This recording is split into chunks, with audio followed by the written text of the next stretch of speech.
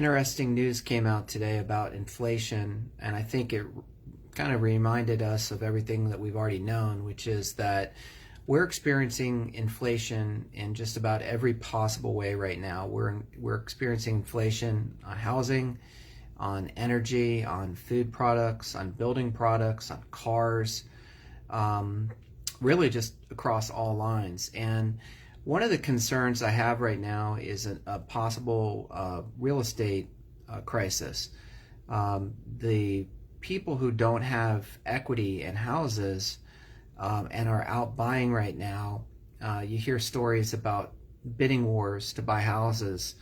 A house goes on a market on a Tuesday, there's 5 people bidding to try and get at that house.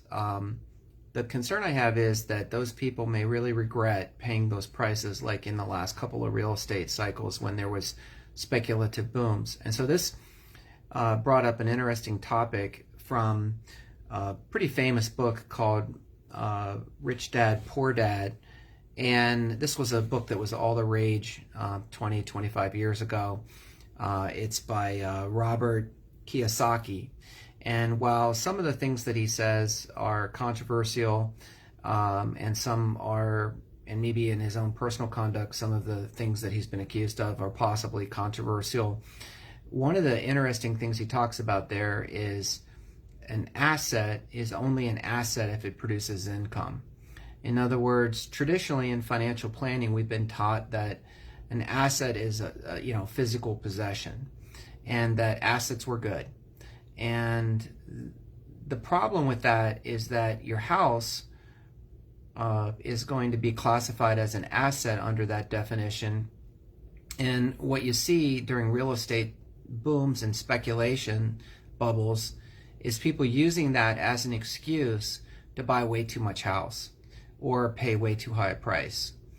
And when you use the Poor Dad, Rich Dad definition of a house, it's not an asset because it doesn't produce income.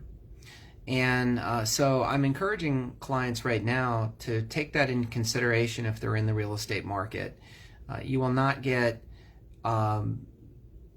anybody in the real estate business to give you good advice right now because A, nobody knows how high the market's going to go, and B, they make money by recommending transactions, real estate transactions, whether it's mortgage brokers or whether it's realtors.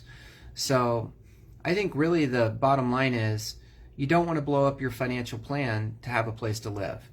And if you're going to go out there and put 35% of your income into a house, someplace for you to live, that doesn't produce income, then you are going to be house rich and cash poor for 30 years. And believe me, that's not a fun way to live. So I think a better strategy is to look at it as a cost, not an asset on your balance sheet, unless you buy a multi-purpose property that you can rent out part of it and it will produce some income. When you take that into consideration, housing prices are way too high right now, and it's costing people way too much of their disposable income to find a place to live. I wish I had a better solution for you right now other than to be careful and to be frugal. But definitely don't use the fact that it's a physical possession as an excuse to overbuy, because if I've learned anything in the last 32 years, you'll probably regret it.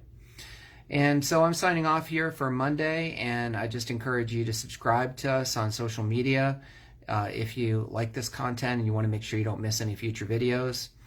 And send me an email. Let me know what you think of this content and what you'd like to hear us talk about, and we'll get a video out for you. And as always, I wish you happiness, success, and good health today.